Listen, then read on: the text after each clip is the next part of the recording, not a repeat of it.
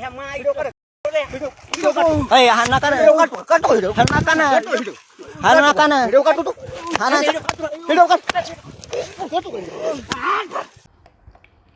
जिल्ह्यातील माजलगाव तालुक्यात मेंढपाळ बांधवांना मारहाण झाल्याच्या घटनेनंतर वातावरण चांगलंच तापलेलं आहे। या प्रकरणात आरोपींना तात्काळ अटक करण्याची मागणी करत ओबीसी नेते प्राध्यापक लक्ष्मण हाके यांनी माजलगाव पोलीस ठाण्यात जाऊन अधिकाऱ्यांची भेट घेतली। यावेळी त्यांनी धनगर समाज बांधवांना स्वतःच्या सुरक्षेसाठी सज्ज राहण्याचं आवाहन केलं आहे। या प्रकरणात आरोपींना लवकरात लवकर अटक न केल्यास पोलीस ठाण्यावर मोर्चा काढण्याचा इशारा त्यांनी दिला आहे। राज्यात मेंढपाळांवर हल्ल्याच्या घटना वारंवार घडत असल्याचा आरोप करत ओबीसी नेते प्राध्यापक लक्ष्मण हाके यांनी तीव्र नाराजी व्यक्त केली आहे। माजलगाव तालुक्यात मेंढपाळ बांधवांना मारहाण झाल्यानंतर त्यांनी माजलगाव पोलीस ठाण्याच्या अधिकाऱ्यांची भेट घेऊन आरोपींवर तात्काळ कारवाई करण्याची मागणी केली। यावेळी बोलताना हाके यांनी धनगर समाज बांधवांना स्वतःच्या सुरक्षेसाठी सज्ज राहण्याचं आवाहन करत कोणी आपल्यावर हल्ला करत असेल तर जीव वाचवण्यासाठी हातातील कुऱ्हाडीचा वापर करा असं विधान केलंय। मात्र हे आवाहन चितवणीखोर नसून जबाबदारीने केलं असल्याचं त्यांनी स्पष्ट केलं।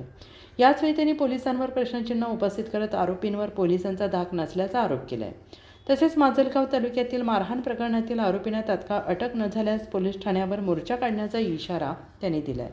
दरम्यान या प्रकरणात मारहाण झालेल्या बिटे बंधूंच्या कुटुंबियांची हाके यांनी थेट भेट घेतली।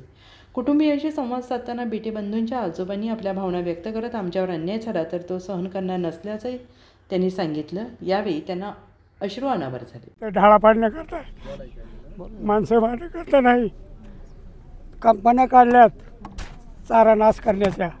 आम्ही धनगराचे किडू म्हणजे तणनाशक किडू आहे।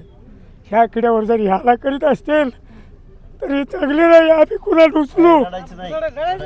पण कसं आहे, आमचा मित्रपणाचा संबंध आहे। शेतकरी आम्ही बंद आहेत एकामेकाचे, त्यांच्या रानाला खाद्य देतो आम्ही, त्यांचे धान चारून नाहीत तण चारून। याने आमच्यावर अत्याचार इथून पुढे जर केला तर आम्ही आता म्हणल्याप्रमाणे करू, काय होत असेल ते होईल। कारण सरकार सेशन आई आहे, पोलीस स्टेशन म्हणजे जनतेची आई आहे। ही आईने एक लेकरू पाष्टी घालायचं आणि एकाला पुढे फाशीला द्यायचं, ही कायदा नाही। जागच्या जागेवर धरा पाहिजे त्याच्या टायमाला। 4 दिवस आणि 5 दिवस ते सोकला असं होतं। म्हणून हे कायदा पोलीस स्टेशनचा मला धनगर असून मला मान्य नाही। कारण सगळी लेकरं त्याची आहेत, कुणावर अन्याय झाला कुणावर अत्याचार झाला हे त्यानं पाहायला पाहिजे। हे खुशाल पॅन्टीत हात घालून उभे राहतात, अरे व्हायचं ते होतं आहे।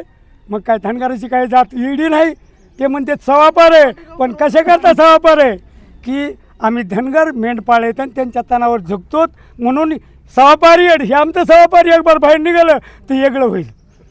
कारण महाराष्ट्रात दुसऱ्या क्रमांकावर आमची जात आहे, पण अशीच आहे दबून। याच्याकरता शासनानं पोलीस स्टेशन याचा कायदा घेऊन 2 ते 3 दिवसात नाही केलं तर आम्ही आमची आत्महत्या तेवढं करू, कवा तरी मरायचं। हा मोर्चा तर काढू, त्यांनी नाही मान्य केलं तर आज आहे त्या पोरायचा धरणे आंदोलन करावं लागतंय आम्हाला पोलीस स्टेशनला। आता ते ज्या कुटुंबियावरती हल्ला झाला आहे त्यांच्या महिला भगिनीसुद्धा इथं आलेल्या आहेत आता।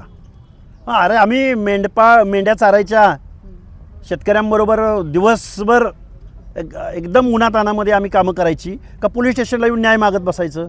इथं पोलीस प्रशासन काय करतं? पोलिसांचा काही धाकबीक आहे की नाही अशा आरोपींवर? आणि वारंवार घटना घडत आहेत। या शारदाताई पांढरे आहेत, या वारंवार मेंढपाळांच्या प्रश्नावरती मांडत असतात। 2-4 दिवसाला एका घटनेला सामोरं जावं लागतंय। महाराष्ट्रामध्ये कायदा आहे की नाही? महाराष्ट्राच्या मुख्यमंत्र्यांना गृहमंत्र्यांना आमची विचार नाही। मेंढपाळावरती वारंवार हल्ले होत आहेत। मी तर मेंढपाळांना आव्हान करेन, आपल्या हातामध्ये डायरेक्ट ढाळा पाडायची कुऱ्हाड असते। कारण आपला जर जीव घ्यायला कोण येत असेल, आपल्या डोक्यात जर कोण धारदार शस्त्रांना हल्ला करत असेल तर त्या कुऱ्हाडीचा वापर फक्त ढाळा पाडण्यासाठी करू नका, आपला जीव वाचवण्यासाठी तुम्ही डायरेक्ट अतिक्रमण करा। मी चेतावणी देत नाही, मी जबाबदारीनं बोलतोय, कारण वारंवार ह्या घटना घडत आहेत। पोलिसांचा धाक या आरोपींवरती नाही आहे। आणि कोण सामाजिक भावनेनं जर बोलत असेल तर मग आम्हीही काही बांगड्या भरलेल्या नाहीत, आम्ही सुद्धा रस्त्यावर उतरू। आणि आरोपींना पोलीस जर त्यांना शिक्षा देणार नसतील तर मग आम्हाला कायदा हातात घ्यावा लागेल। हे आम्हाला दुर्दैवानं बोलावं लागतंय।